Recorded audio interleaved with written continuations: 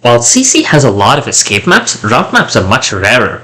Chapter 3 is the first one we will see. We need everyone in our army to contribute for this extremely tight clear, and since we couldn't visit the armory in the previous chapter, we have to work with the resources we do have. We're joined by a new unit, Yvette, the Arch. She has a PRF, Crocodile, which is Brave, 1-2 range, and has an infinite Gale Force effect, although it reduces her move by 3 each time so we can't just run across the entire map with it. She also has a combat art in Quick Rain, which lets her forcibly double an enemy at the cost of setting her hit rate to 70. Yvette goes to Ellery route, though she won't matter after this map. Since we need to spread out and cover a lot of ground, we have to split up Ellery and Oriana, and we will immediately see how much more limited Ellery is as a result. Another limitation worth acknowledging is that because Gecko's double action is through Gale Force, we do have to be careful about sometimes not grabbing a kill with her if we want to first refresh her before she goes off to proc it. Our 1-2 range options are also very limited at this point, consisting of Lindros, Windsword Oriana, and Crocodile Yvette. Our Ellery formation will consist of Gecko, Mince, and Pomelo carrying Yvette.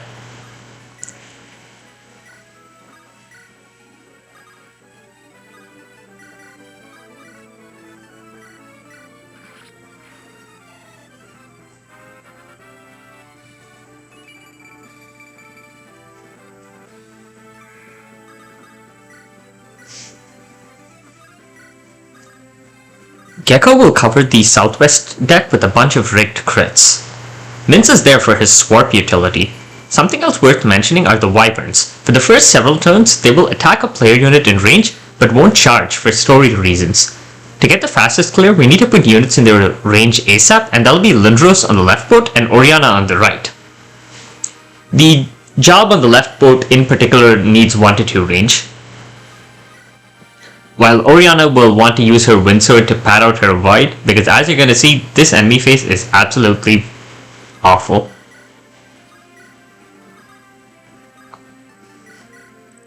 To move Oriana that far forward, we will take the help of our new recruitable, Telon. Telon comes with the skill Inner Power, which lets him on command give himself plus 50 hit and crit for 3 turns and heal himself up. That's what that red screen effect was. He gets it for free on his giant map. And he has a PRF 2-3 range lance called the Fair Fight. It gives the enemy the weaken status for 1 turn, reducing their attack by 10, and also gives him a second action, though it cannot double or crit. We use it to weaken the dog boss, who has a defense piercing weapon. Telon goes to Oriana route. Telon will then drop Oriana in the right spot and canter over to the left, relying on the Sanctuary to get enemies to back off of him.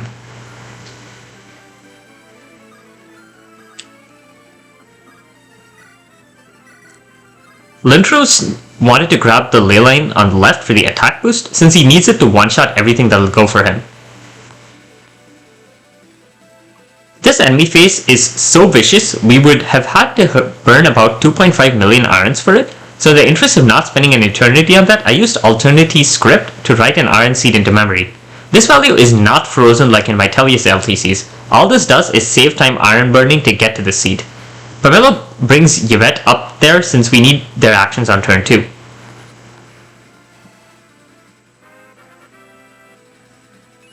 Pay attention to all of the dodges that need to happen on this enemy phase, and you'll realize why an LTC like this is far better off with 1 RN.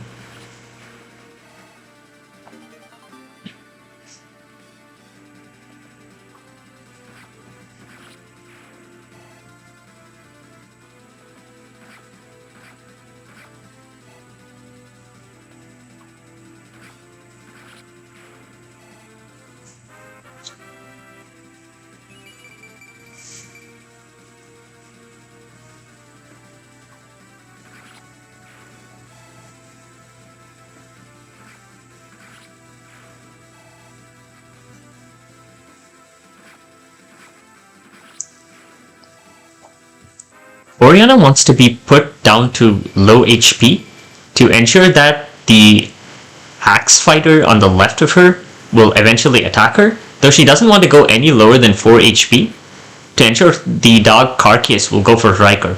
Riker did not need to get this critical hit, it just happened by accident and I did not want to bother looking for another RN seed where it didn't. Critting the dog on enemy phase means he will miss out on a bit of chippy XP.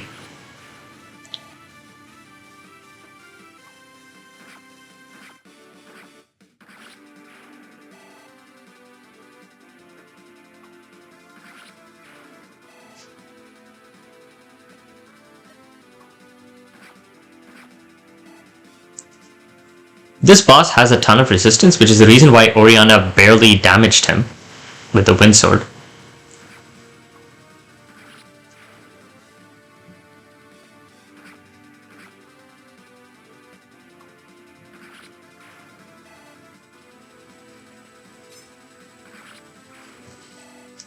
Lindros hits C Anima there, which combined with his promotion bonus is technically all he needs for the rest of the game.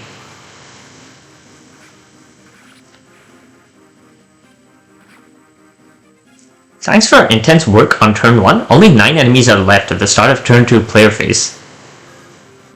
The armor on the left is very difficult for our units there to take out. Gecko could kill him with the double crit, but he would get killed on the counter attack first. Instead, we break out the rescue staff for the first time to get Mince to visit that spot to recruit Chalice. Chalice is our next staffer with a 1-3 range PRF staff harm that gives her plus 10 magic, which is also our introduction to offensive staves.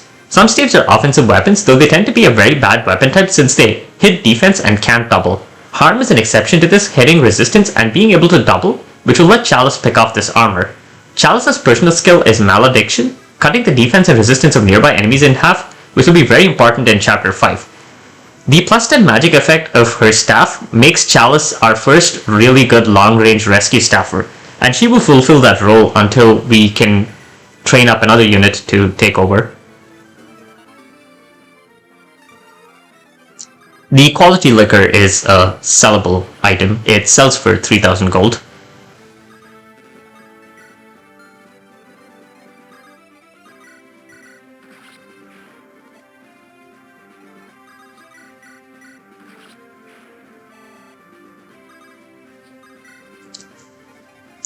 If Riker hadn't crit the dog boss, he would have killed it on this action.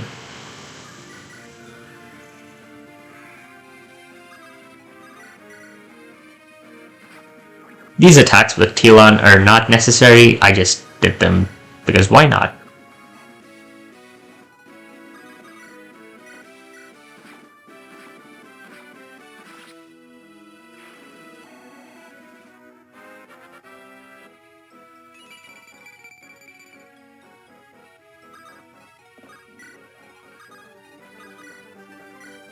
Oriana will finish routing the map.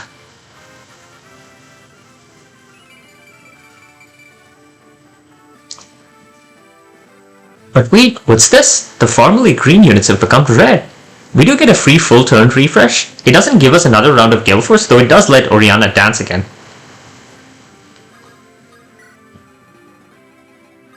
If you're curious why the green units turned red, it's for story reasons. I won't spoil it here, but if you do play this game, look forward to that explanation. Lindros places that soldier in position for Ellery to perform a lead by example.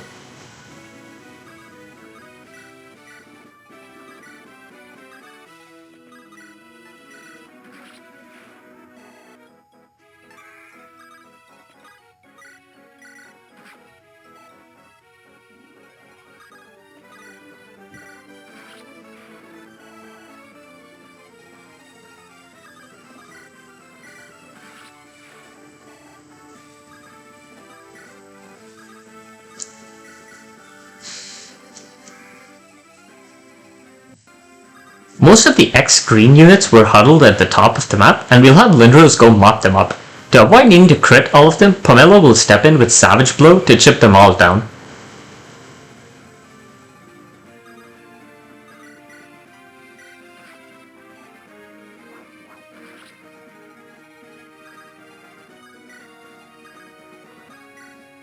Tower will grab the Contraption, our second holdable item. It negates critical hits and grants plus 6 resistance. We make it a point to carry Chalice away, since the wagon has a silent staff. Status staves never miss in this hack. That'll be Chapter 3 in 2 turns.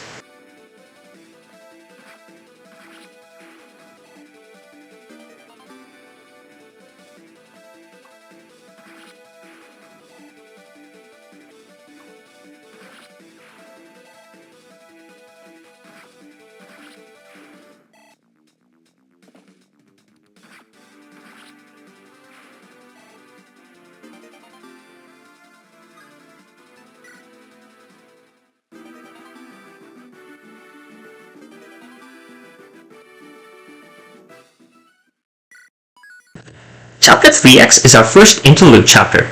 Turns don't pass here and we can access several events and go shopping. We start by offloading a lot of craft to get cash. We never use a vulnerary in the entire run. This first interlude is the only time we really care to buy specialty gear. We buy a halberd and a zanbato along with a set of javelins to finally give our lancers 1 to 2 range.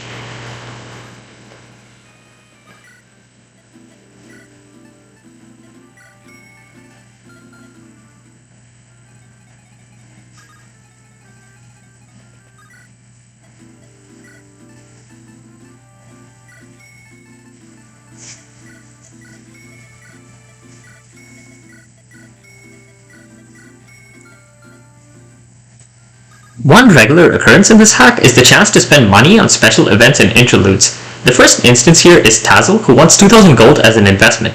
Paying him will let us eventually obtain the S rank bow, which sells for 3000 gold, so we will take the deal.